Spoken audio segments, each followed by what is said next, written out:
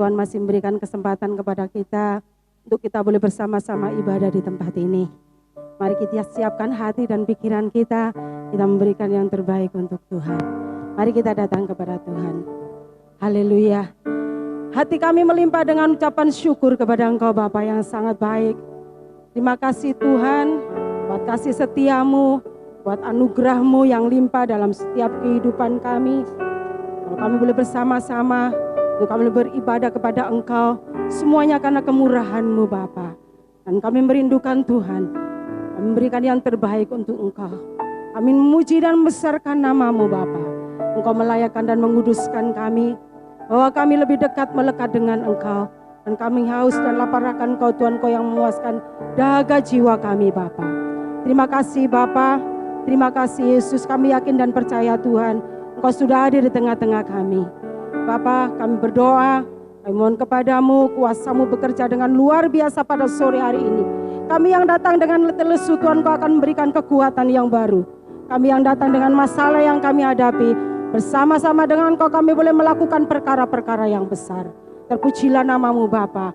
Kami juga berdoa untuk saudara-saudara kami, mungkin mereka masih dalam perjalanan. Mari Tuhan Kau antar mereka sampai di tempat ini dengan selamat. Terpujilah nama-Mu Bapa. Kami serahkan ibadah kami dari awal pertengahan hingga akhirnya ke dalam tangan kuasa-Mu. Hanya di dalam nama Tuhan Yesus kami bersyukur dan berdoa. Haleluya. Amin.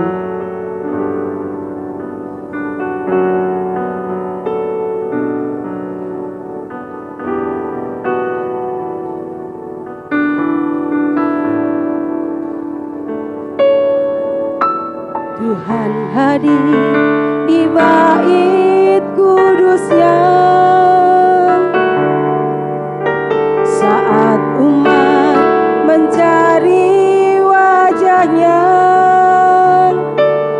berseru, berdoa, bersujud menyembah, menikmati kehadiran-Nya.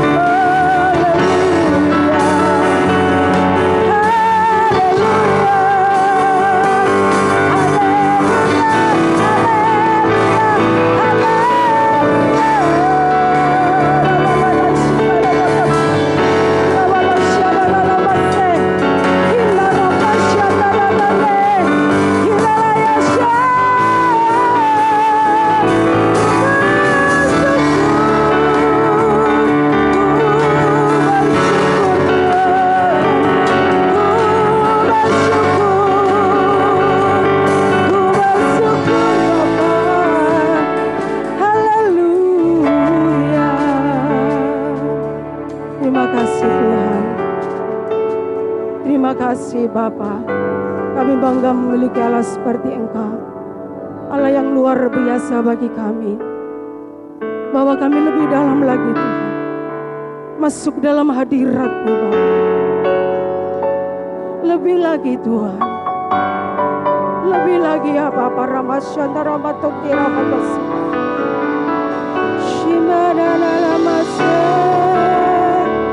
Erabasyanda lamase Iralamasare Hinarabasyanda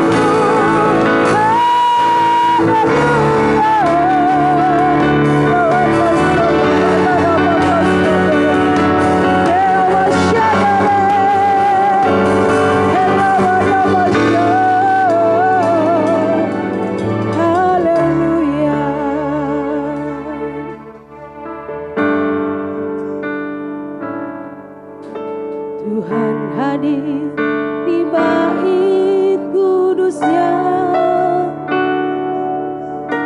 saat umat mencari wajahnya, berseru, berdoa, bersujud menyembah, menikmati kehadirannya. Tuhan mau dekat dengan umatnya yang datang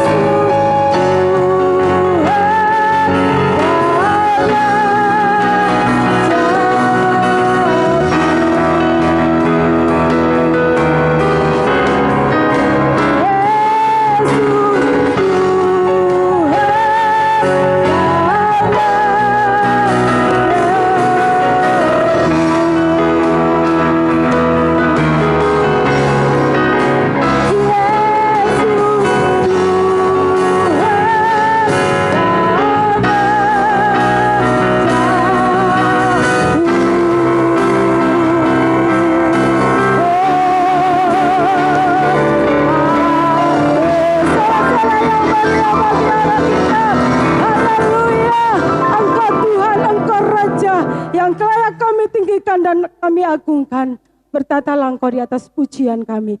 Terpujilah namamu Tuhan, di dalam namamu yang kudus, kami bersyukur dan berdoa. Haleluya, amin. Sorak-sorai yang meriah bagi Allah kita. Haleluya, shalom. Bagaimana kabarnya? Dahsyat, luar biasa. Ada sukacita pada sore hari ini? Haleluya, saudara percaya bahwa Allah kita Allah yang ajaib. Dialah sumber kekuatan kita. Amin. Haleluya.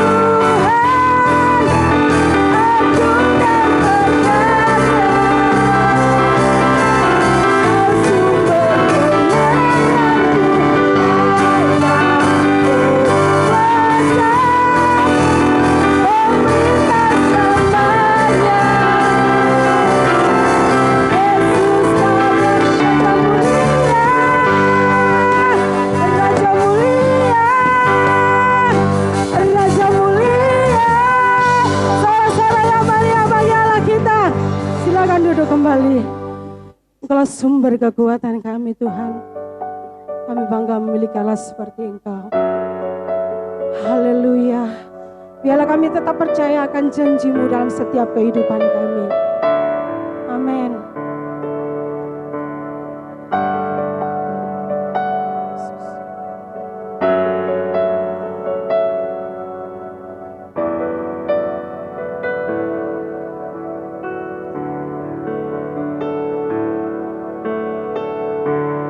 Kekuatan di hidupku,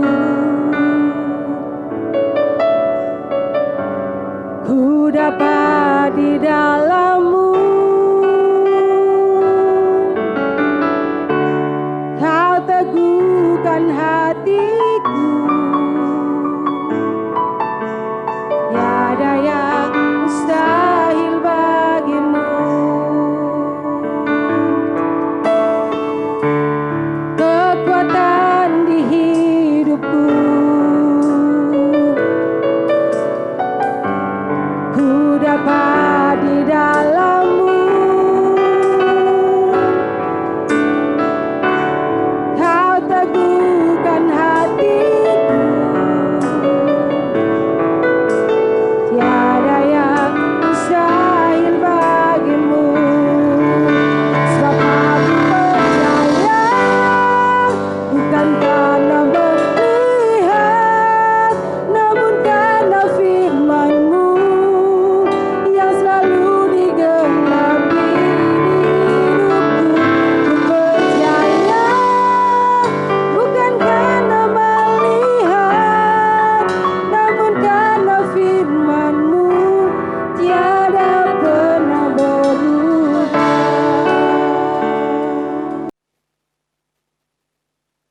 Mari kita berdoa. Bapa di surga, kami mengucapkan syukur, berterima kasih kepadamu untuk kesempatan pada hari ini.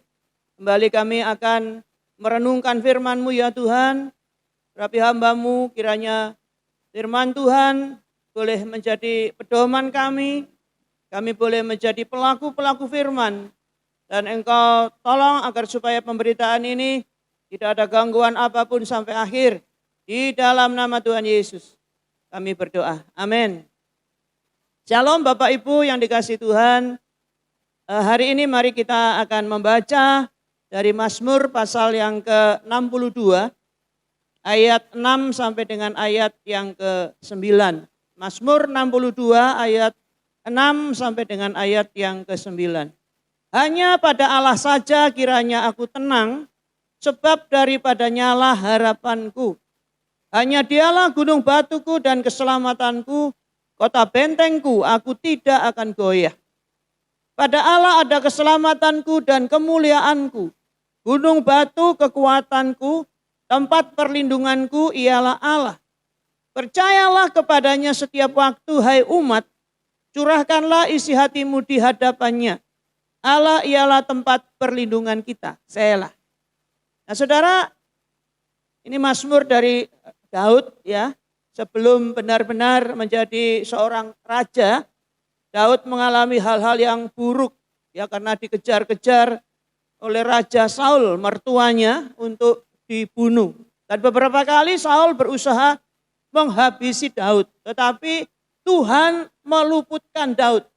Nah setelah Daud memerintah sebagai raja, anak kandungnya yang bernama Absalom itu memberontak ya saudara, sehingga Daud harus melarikan diri dari Yerusalem. Dan di dalam situasi yang sulit, Daud itu bisa berkata, aku tenang, aku tenang. Tadi sekalipun dihimpit musuh itu masih bisa tenang. Luar biasa ya saudara. Mazmur pasal yang ketiga ayat yang ke-6. Aku membaringkan diri lalu tidur. Aku bangun sebab Tuhan menopang aku. Masih bisa tidur sekalipun dihimpit musuh.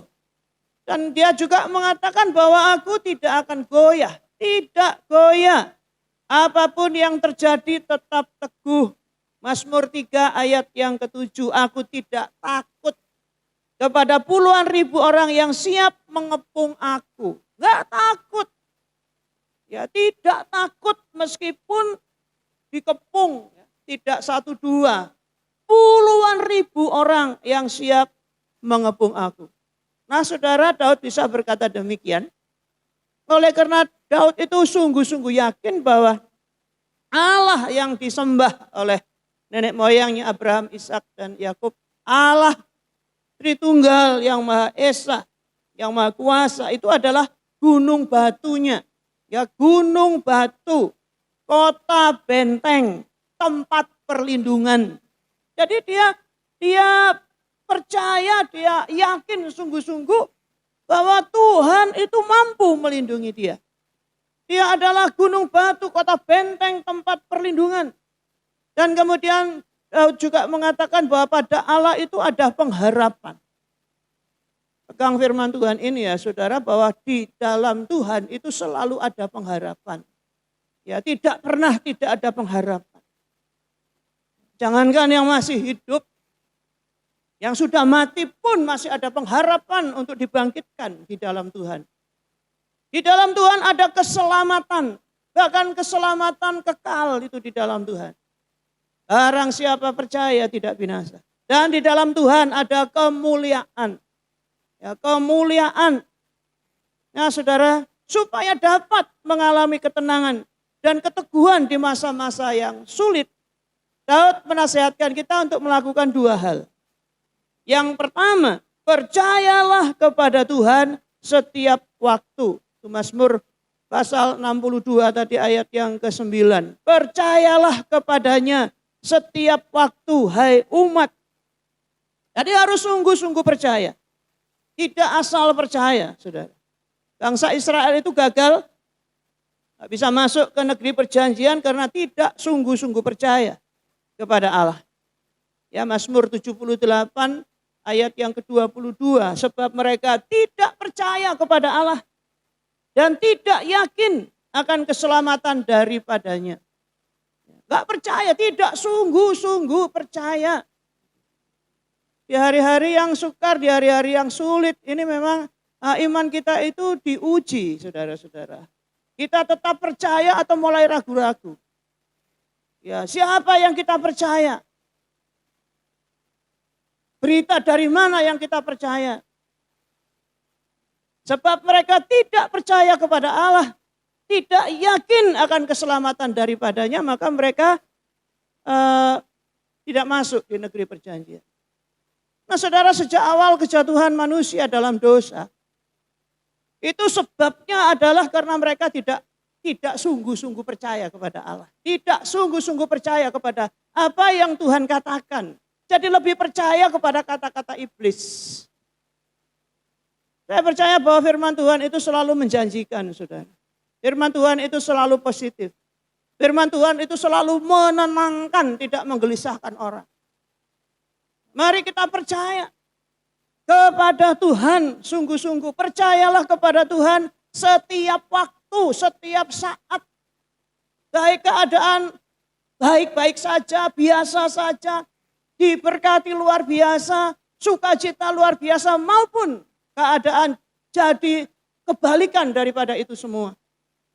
Percayalah kepadanya setiap waktu. Percayalah kepadanya setiap waktu, itu artinya selalu percaya. Jangan sedikit pun kita meragu-ragukan Tuhan.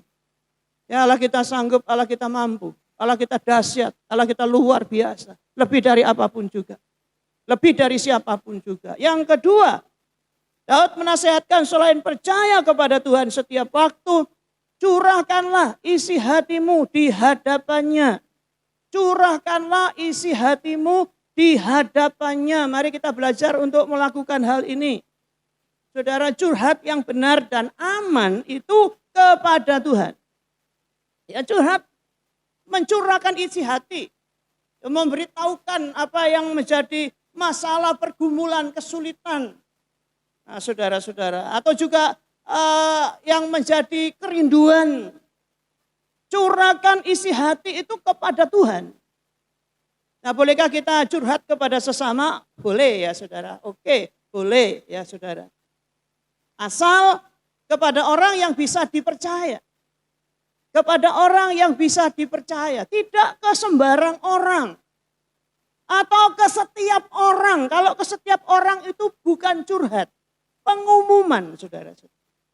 Tuhan itulah alamat curhat yang tepat. Curahkanlah isi hatimu di hadapan Tuhan.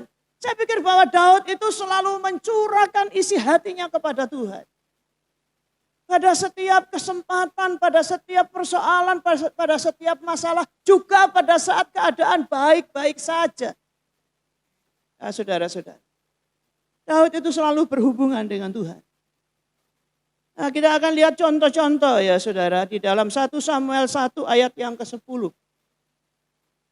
Dan dengan hati pedih, ia berdoa kepada Tuhan sambil menangis terseduh-seduh. Ini kisah dari Hana, ya ibunya dari Samuel, saudara-saudara. Hana istri dari Elkana memang susah hatinya oleh karena tidak diberi keturunan, ya tidak mempunyai anak. Sehingga kemudian Elkana mengambil istri yang namanya Penina. Penina punya anak, saudara-saudara. Dan setiap kali mereka mengadakan ibadah, ya setiap tahun peribadatan yang mereka lakukan, maka Penina selalu menyakiti hati ya Hana. Sehingga setiap tahun selalu pedih hatinya. Nah, saudara-saudara lihat, pada saat hati pedih, maka Hana itu berdoa kepada Tuhan. Ia berdoa kepada Tuhan sambil menangis terseduh-seduh. Jadi jangan orang yang pedih hati kemudian sampai nangis terseduh-seduh terus dimarahi ya saudara. Karena memang itu adalah ekspresi kesedihannya. Sudahlah dibiarkan saja. Karena apa saudara, kita lihat bahwa kemudian Tuhan itu justru menolong Hana. Jadi dalam kepedihan hati datanglah kepada Tuhan. Curhatlah kepada Tuhan. Lebih baik datang kepada Tuhan. Nah saudara, kalau takut kalau tetangganya tahu kalau saudara ya dikecilkan saja volume suaranya. Ya karena biasanya yang sedih sekali sampai merasa hatinya hancur itu tidak kedengaran. Nangisnya malah tidak kedengaran ya saudara. Ya, yang sampai berteriak itu biasanya tidak begitu sakit. Tapi yang sangat sakit itu malah tidak berteriak. Tapi datang kepada Tuhan. Maka Tuhan menolong. Curahkan isi hati di hadapan Tuhan. Kemudian 1 Samuel 8 ayat yang ke-6. Waktu mereka berkata, berikanlah kepada kami seorang raja untuk memerintah kami. Perkataan itu mengesalkan Samuel. Maka berdoalah Samuel kepada Tuhan. Kalau tadi Hana itu hatinya pedih. Dalam 1 Samuel 8 ayat yang ke-6. Samuel, ya ini Samuel ini anaknya Hana tadi. Hatinya kesal saudara-saudara. Dia menjadi hakim di Israel. Tetapi rupanya kemudian setelah dia agak lanjut usia, bangsa Israel minta seorang raja. Ya, tidak mau diperintah oleh hakim. Maunya seorang raja seperti bangsa-bangsa yang lain. Dan itu mengesalkan hati Samuel. Nah saudara, kalau hati lagi kesal, contohlah yang dilakukan oleh Samuel. Samuel itu curhat kepada Tuhan.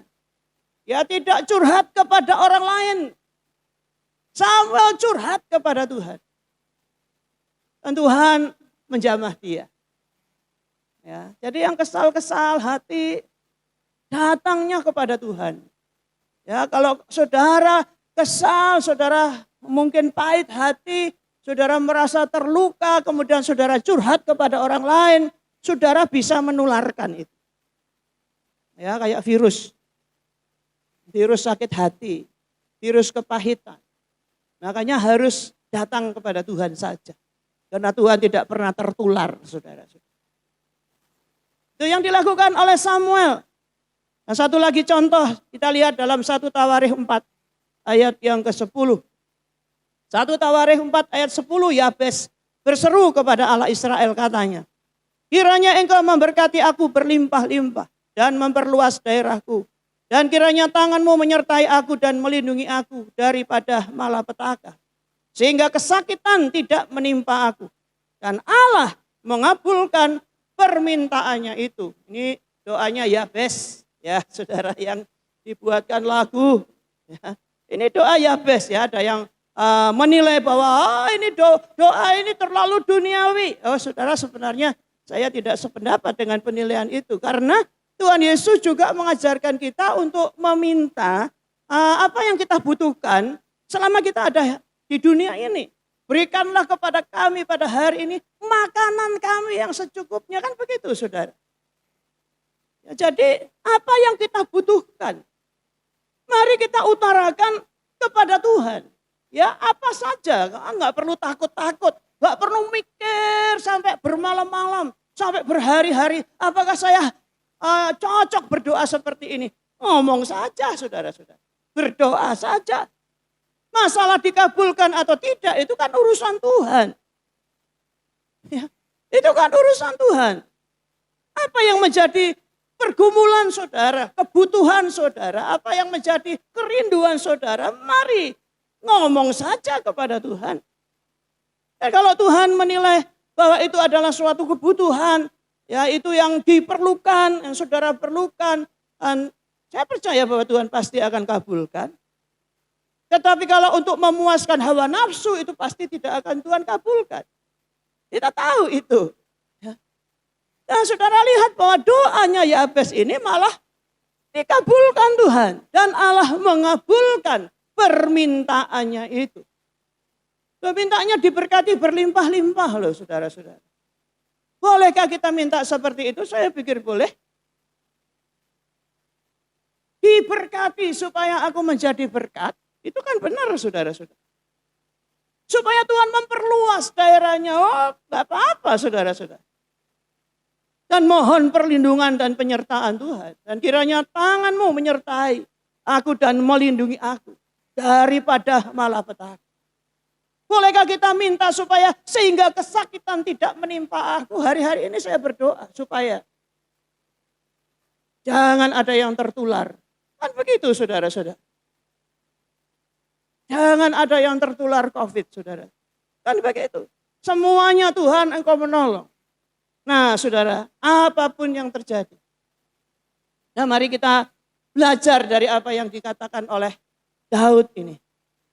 Percayalah kepada Tuhan setiap waktu.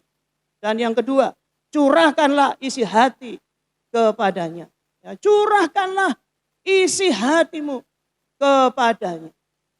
Nah saudara, ayat yang terakhir Mazmur 37 ayat yang kelima. Serahkanlah hidupmu kepada Tuhan dan percayalah kepadanya dan ia akan bertindak.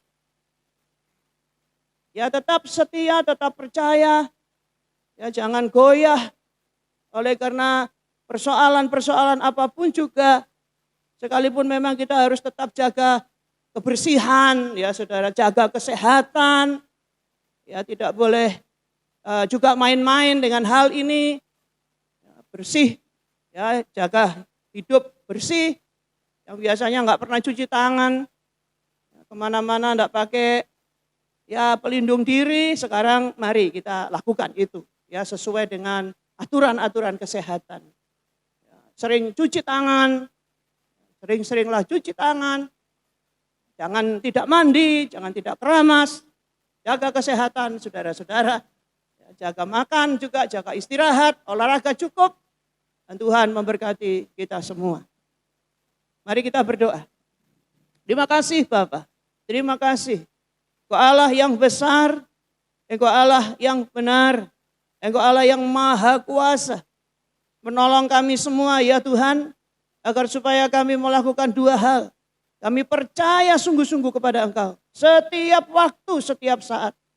Dan kami boleh mencurahkan isi hati kami kepadamu. Karena Engkaulah alamat curhat yang paling tepat. Dan kami bersyukur, kami berterima kasih. Terima kasih buat kasih karunia yang luar biasa. Terima kasih buat perhatian-Mu yang sempurna atas hidup kami. Berkati kami semua, berkati oh Tuhan negara kami ini, para pemimpin bangsa. Dan Tuhan menolong agar supaya pandemi ini segera berlalu dari muka bumi. Ya Tuhan, berlalu dari negeri kami. Terima kasih Bapak. Saudara yang dikasihi Tuhan, kasih karunia dari Tuhan Yesus Kristus dan kasih Allah serta persekutuan Roh Kudus menyertai kita semua mulai hari ini sampai selama-lamanya. Di dalam nama Tuhan Yesus, percaya diberkati Tuhan, sama-sama katakan amin. Tuhan Yesus memberkati.